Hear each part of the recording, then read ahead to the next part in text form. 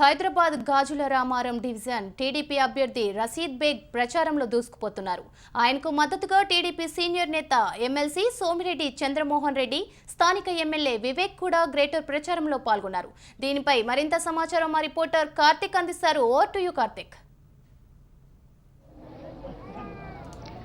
శ్రవంతి, మొత్తం మీద జేహెచ్ఎంసీ ఎన్నికల పర్వం కొనసాగుతుంది. ప్రచారం కూడా ఊపందుకుంది. ఉదయం నుండి కూడా నిర్విరామంగా ఇంటింటికి కూడా ప్రచారం చేస్తూ ఇటు అభ్యర్థులు బిజీగా ఉన్నారు. ముఖ్యంగా ఇప్పుడు మొత్తం గాజుల రామారం 125 డివిజన్లో ఉన్నాం. ఇక్కడ స్థానికంగా కూడా చాలా సమస్యలు ఉన్నాయి. ఆ సమస్యలను ఖచ్చితంగా తీరుస్తామని చెప్పేసి టీడీపీ అభ్యర్థి రషీద్ గారు చెప్తున్నారు. మనతో మాట్లాడడానికి ఆయన ఉన్నారు. సార్, మీరు చెప్పండి, ఇప్పటివరకు ఉన్న సమస్యలు ఏమున్నాయి, మీరు ఎలా తీర్చాలనుకుంటున్నారు, ఏ విధమైన భరోసా ఇస్తున్నారు ప్రజలకి? First of all HM TV వరకు నమస్కారాలు.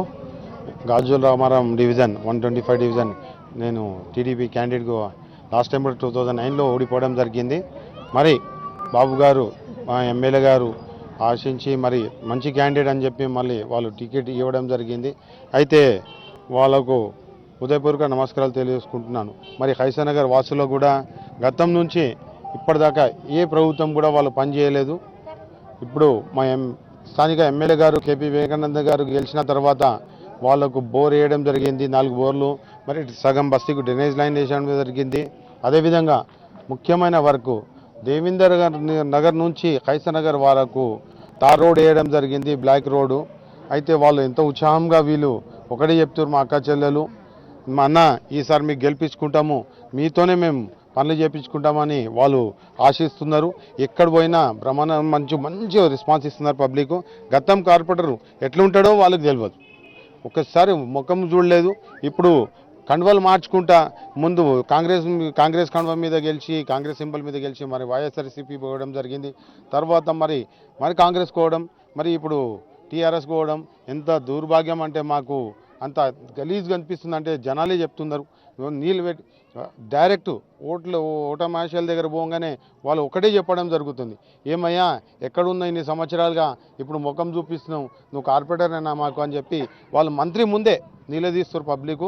ఎంత క్షేమ వాళ్ళకు అయినా కూడా వాళ్ళకు సిగ్గు లేకుండా సీఎం ఫోటో పెట్టుకొని మేము ఓట్లు అడుగుతామని చెప్పి తిరుగుతూనే ఉన్నారు. మేము గెలుస్తామని ధీమా వాళ్ళకు.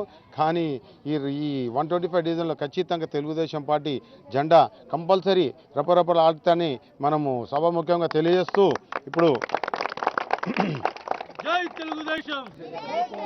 ఇప్పుడు మన తల్లులు చెప్పారు ఇంతకుముందు, అన్న మీరు సగం పని చేశారు, ఇంకా సగం అంటే అమ్మ నా చేతిలో ఏం లేదు, నేను కూడా ఒక మీలాగా ఒక మామూలు మనిషిని, కనీసం నాకు ఒక్కసారి అవకాశం ఇస్తే 5 సంవత్సరాలు మీకు అందుబాటులో ఉంటూ మీ అన్ని పనులు డెవలప్మెంట్ విషయంలో కానివ్వండి, టార్ రోడ్ కానివ్వండి, సీసీ రోడ్ కానివ్వండి, అదేవిధంగా బోర్ వాటర్ కానివ్వండి, మరి 2 సంవత్సరాల్లో 3 సంవత్సరాల్లో వాళ్ళకు మాంచిరా నీళ్ళు కూడా మన ఎమ్మెల్యే గారు కానివ్వండి, ఎంపీ గారు కానివ్వండి వాళ్ళు మాట ఇచ్చారు. మొన్న కూడా హైసనగర్కు ఖచ్చితంగా నీళ్లు తీసుకొస్తామని చెప్పి, అదేవిధంగా నేను కూడా కృషి చేస్తానని చెప్పి సగా ముఖ్యంగా మరి హెచ్ఎం టీవీ ద్వారా వీళ్ళకందరూ తెలియజేసుకుంటూ సెలవు చేసుకుంటూ జై తెలుగుదేశం. సమస్యలు అంటే మిగతా పార్టీలు ఎలా ఉన్నాయి, అసలు ఎలా ఉంది ఇక్కడ ప్రచారం? ఈరోజు నేను దుబ్బాక కాన్స్టిట్యున్సీ మెదక్ జిల్లా టీడీపీ ఇన్ఛార్జ్ను. నాకు 125 డివిజను గాజుల రామారం డివిజన్ ఇవ్వడం జరిగింది. మేము గత 15 రోజుల నుంచి ఇక్కడనే ఉండి మేము ఇంటింటి ప్రచారం చేస్తున్నాము. ఈరోజు ప్రజలంతా ఏం నిర్ణయించుకున్నంటే తెలుగుదేశం పార్టీ చంద్రబాబు నాయుడు తోటి అభివృద్ధి జరిగింది. హైదరాబాద్ నగరం తెలుగుదేశం పార్టీ ఎన్టీ రామారావు, చంద్రబాబు నాయుడు అభివృద్ధి చేసిన తప్ప ఏ పార్టీ అభివృద్ధి చేయలేదని ప్రజలు బ్రహ్మరథం పడుతున్నారు. ఏదో కేసీఆర్ మాట్లాడే విధానం అయితే ప్రజలు అది చాలా తిరస్కరిస్తూ ఆయన మాట్లాడే విధానము, ఆయన మాట్లాడే విధానం చూసి చాలా బాధపడుతున్నారు. ఎందుకంటే హైదరాబాద్కు చంద్రబాబు నాయుడు ఎందుకు వచ్చిన అడుగుతాడు.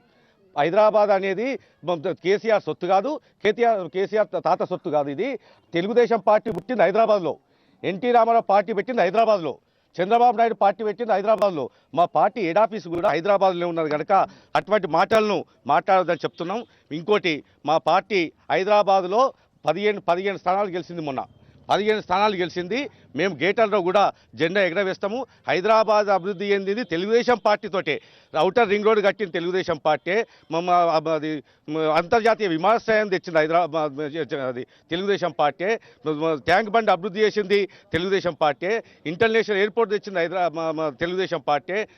వాళ్ళ హైటెక్ సిటీ కట్టింది కూడా తెలుగుదేశం పార్టీ. ప్రతి గ్రామాలు అభివృద్ధి చెందినాయి. తెలంగాణ అభివృద్ధి చెందింది. హైదరాబాద్ అభివృద్ధి చెందిందంటే కూడా అది తెలుగుదేశం పార్టీ పుణ్యమే తప్ప ఏ పార్టీ పుణ్యం కాదని చెప్పి కూడా అంటున్నారు. మేము గత 15 రోజుల నుంచి ఇంటింటికి గడప గడపకు అంతా తిరుగుతున్నాము. గతంలో రషీద్ బేగ్ గారు ఓడిపోయిందని ప్రజలంతా బాధపడి ఈరోజు గెలిచిన క్యాండిడేట్ 5 సంవత్సరాల నుంచి మాకు కనిపించలేదు, అగుపియలేడు అనే ఉద్దేశంతో రషీద్ బేగ్ గారికి భారీ మెజార్టీతో ఓట్లేసి గెలిపిస్తామని ప్రజలు నిశ్చయించుకున్నారు. తప్పకుండా గెలిపిస్తారు. ఎక్కడ పోయినా బ్రహ్మరథం పడుతున్నారు. ఈ డివిజన్ ఖచ్చితంగా గెలిపించుకుంటామని చెప్పి గేటర్ పీఠాన్ని కూడా మేము దక్కించుకొని మేము గేటర్ మీద జెండా ఎగరేస్తామని, తెలుగుదేశం జెండా ఎగరేస్తామని కూడా మేము ప్రజలకు మనవి చేస్తున్నాము. దయచేసి రషీద్ బేగ్ గారికి ఓటేసి అత్యధిక మెజార్టీతో గెలిపిస్తారని చెప్పి కూడా ప్రజలకు నమస్కారం తెలుపుకుంటున్నాం. ఇక్కడ స్థానికంగా కూడా చాలా సమస్యలతో ఎన్ని రోజులు ఇబ్బంది పడుతున్నామని చెప్పి స్థానికులు కూడా చెప్తున్నారు. అమ్మ, మీకు ఎలాంటి సమస్యలు ఉన్నాయి ఇక్కడ ప్రజెంట్? मेरे को हिंदी नहीं आता, तेलुगु क्या बोला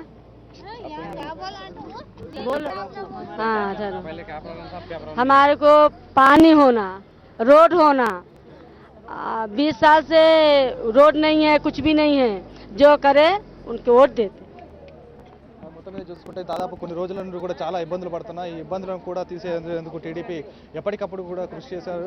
రషీద్ గారే మాకు ఖచ్చితంగా భారీ మెజార్టీతో కూడా గెలిపించి తీరుతామని చెప్తున్నారు. ఇది ఇక్కడ తాజా పరిస్థితి. Vote studio.